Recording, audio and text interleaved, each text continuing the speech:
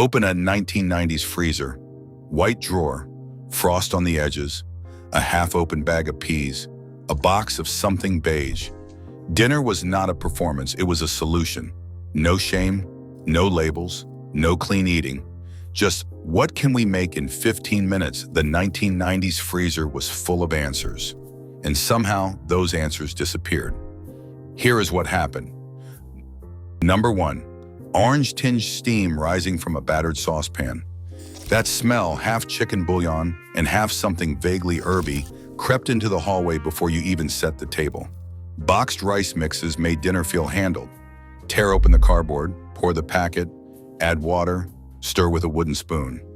One pan, 10 minutes. You did not have to babysit it. You did not have to apologize for it. The freezer was a badge of readiness, not a sign you had given up. If the main course ran thin, rice filled the plate.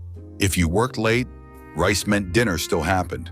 In the 1990s, this was not cheating. It was competence. Green Giant Rice Originals and their cousins promised ease right on the box. Today we chase curated grain bowls, ancient rice, and Instagrammable effort. But back then, the shortcut was the point. Maybe that is progress. Or maybe we just changed what counts as care. What was your family's go-to rice flavor?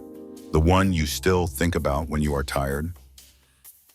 In second place, a pot of water boils on the stove and a cloud of powder hits the surface, vanishing into a pale swirl. You whisk, you wait, and suddenly, mountains of mashed potatoes, smooth as cake batter, ready in 3 minutes flat. The pride was in the texture. 0 lumps, every forkful, fork fluffed and uniform. No peels, no mashing, no burned knuckles from hot potatoes. Just a box, a pouch, and a promise. Perfection every time. In the 90s, that was enough. A shortcut did not mean you had failed. It meant you had figured out how to get it right with less. Today, mashed potatoes come with skin-on, hand-mashed credentials. Rustic, uneven, heavy on the effort. We are supposed to prefer the work, to signal care with visible labor. But back then, the only thing that mattered was that first smooth, buttery bite. Maybe that is not progress. Maybe it is just a new way to judge. What would you give for one more bowl of that instant, lump-free comfort? Third on our list, tater tots and crinkle fries. The crispy peace offerings that could end any dinnertime standoff. You grab the bag from the freezer, shake out a pile onto the baking tray, and slide it into the oven. The kitchen fills with that faint, oily promise, potato and salt and a hint of something fried. You turn on the oven light and check every few minutes, waiting for the golden edges. When the timer finally beeps, it is a rush. The sound of a metal spatula scraping crisp bits loose, the pile tumbling into a plastic bowl, steam rising. On Friday nights, this was the ritual. No matter how tense the week, a tray of tots could buy a few minutes of peace. Crunch meant compliance. Kids stopped complaining. Parents stopped negotiating. Ore-Ida stamped their name on the bag, but the real brand was relief. Today we swap in air-fried sweet potatoes or hand-cut fries, chasing health and authenticity. But back then, a crunchy side was strategy. Maybe that is just a different kind of care. What did you trade for quiet at your table? Number 4, tear open the corner of the bag and a hiss of steam fogs your glasses.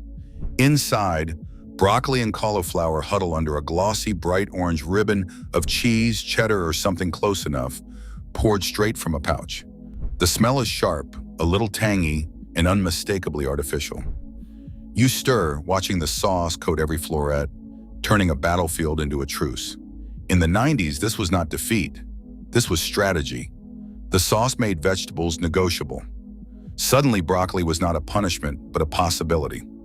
Parents counted on that cheddar shield to end the standoff, to get through one more dinner without tears or bribes. Efficiency was the goal. 5 minutes, 1 bowl, 0 complaints. Now vegetables come roasted, charred, and scattered across baking sheets, dressed in olive oil and flaky salt, plated for the camera. We chase authenticity, visible effort, and the right kind of struggle. But back then, a pouch of cheese sauce was a win. Maybe that's not something to miss. Or maybe it's just honesty about what worked. Did cheese sauce ever save your dinner table? Number 5. Crack open the freezer and pull out a bag of pale, doughy balls. Rhodes, Sister Schubert's, maybe a store brand with a smiling chef on the front. Arrange them on a baking sheet, space them just right. Wait for them to rise, the kitchen slowly filling with the faint, yeasty promise of bread. When the oven timer dings, you tear one open, steam pours out, butter melts in seconds, and for a moment, it feels like you've pulled off something impossible. Bread on the table, hot and fresh, without a single floury mess. In the 1990s, that was the magic trick. Packaging claimed just like grandma's, and nobody asked for proof. The ritual mattered more than the recipe. Now we chase crusty sourdoughs and hand-scored loaves, proof of labor and status in every crack and bubble. But back then, a pan of freezer rolls meant you'd kept the old traditions alive, just faster. Maybe that's not cheating. Maybe it's just a different kind of care. When was the last time you tore open a roll and let the steam hit your face? Number 6. Holiday magic came from a box. 5 minutes. Dry bread cubes poured into a saucepan, a swirl of broth, and that unmistakable hit of sage and onion rising up before the turkey even hit the table. You'd stir, watch the cubes swell and soften, and in the time it took to set out plates, the stuffing was done. Steaming herby, almost too perfect. No stale bread to cube, no marathon chopping, no family recipe debates. Just a packet, a boil, a stir, and a sigh of relief. In the 90s, this was sanity saving. Stovetop was the brand, but the promise was universal. A shortcut that didn't feel like cheating, just smart planning. Today, stuffing means fresh herbs, torn sourdough, and proof of effort. Homemade signals care. The box signals surrender. But back then, the shortcut was the ritual. Maybe that's progress. Or maybe we just changed what counts as holiday magic. Did your family ever trust the box to save Thanksgiving?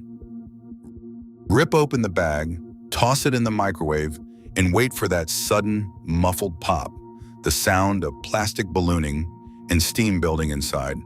The bag puffs up, the timer beeps, and you grab it with a towel, careful not to burn your fingers.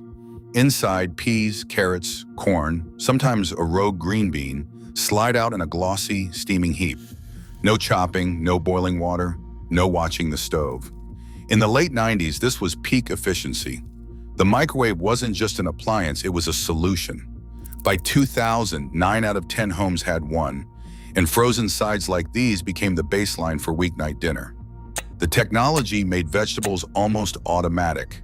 You got color on the plate, vitamins in the mix, and 5 extra minutes to handle homework or just breathe. Now we're supposed to seek out seasonal produce, roast it on sheet pans, and shop farmers markets for the right kind of carrots. But back then, a puffed up bag meant you'd handled dinner. Maybe that's not progress, or maybe it's just a new set of rules. What frozen veggie mix did you always hope for? And did you ever finish the whole pile? Number 8, tear the corner off that familiar pouch, dump the dry noodles into a pot, and watch the powder fall in a pale, salty cloud. Add water, stir, and the kitchen fills with the soft, starchy smell of comfort. The sauce thickens, cheese, Alfredo, maybe a hint of garlic, clinging to every spiral or shell.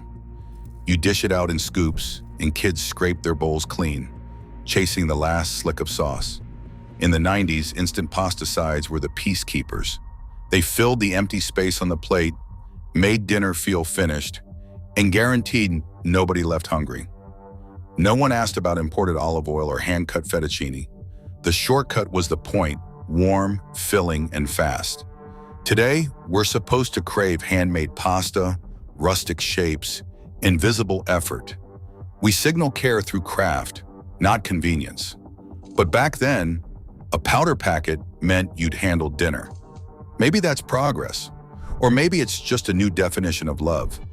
What pasta side did you always hope for on your plate? Across all 8 of these shortcuts, one truth lingers. In the 1990s, boiling, microwaving, sliding trays into ovens wasn't laziness. It was care, hidden behind convenience. Now we praise effort you can see. Maybe that's progress. Or maybe we just changed what love on a plate is supposed to look like. What do you secretly miss?